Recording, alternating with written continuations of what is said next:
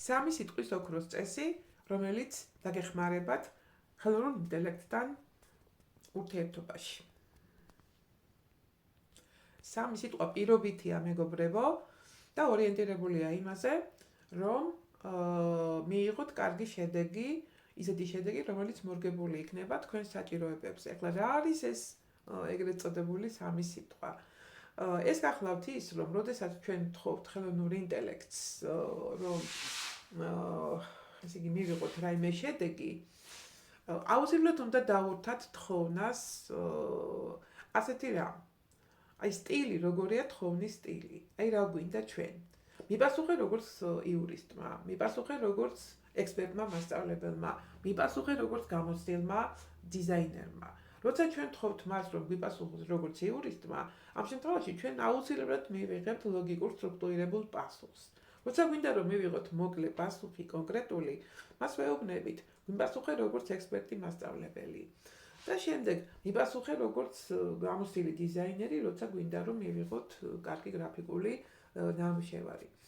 კითხვის ფორმულირებას ისეთივე მნიშვნელობა აქვს ხელოვნურ ინტელექტთან ურთიერთობაში, აი როგორც ჩვეულებრივად ადამიანებთან ურთიერთობაში. ეხლა როგორი შეიძლება იყოს კარგი კითხვის ნიმუში? გაკვეთილის გეგმა წილადების შესახებ მეხუთე კლასელებისათვის. მაგრამ უფრო უკეთესი იქნება თუ ამ კითხვას აი ასე დავსვათ. მიპასუხე როგორც ექსპერტმა მასწავლებელმა და შექმენი გაკვეთილის გეგმა წილადების შესახებ მეხუთე კლასელებისათვის, რომელიც ორიენტირებული იქნება მოსწავლეთა თანამშრომლობითი უნარების განვითარებაზე. ეს გეგმა მომაწოდეთ ცხრილის სახით. აი მეგობრებო, შესაძლოა ეს კითხვები თქვენ უფრო უკეთესად ჩამოაყალიბოთ და უფრო კარგად მოახდინოთ ამ კითხვების ფორმულირება. აი მაგალითად რეცეპტი.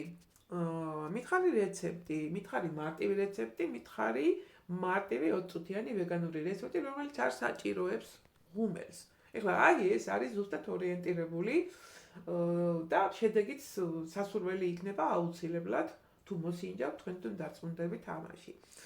თხოვნა აუდიტორიას, აი მაგალითად როგორ შეცვლიდით აი ამ თხოვნას უკეთესობისაკენ დამეხმარე პრეზენტაციის გაკეთებაში. ეს თქვენთვის მომინდვია მეგობრებო და ჩემი ძირითადი რჩევები იყავით კონკრეტული, მიაწოდეთ კონტექსტი, განსაზღვრეთ სტილი, გამიყენეთ მოქმედებითი ზმნები და ეკონტაქტეთ მას ისე როგორც ჩვეულებრივ ადამიანს. ეს ძალიან მნიშვნელოვანია. გისურვებთ წარმატებას.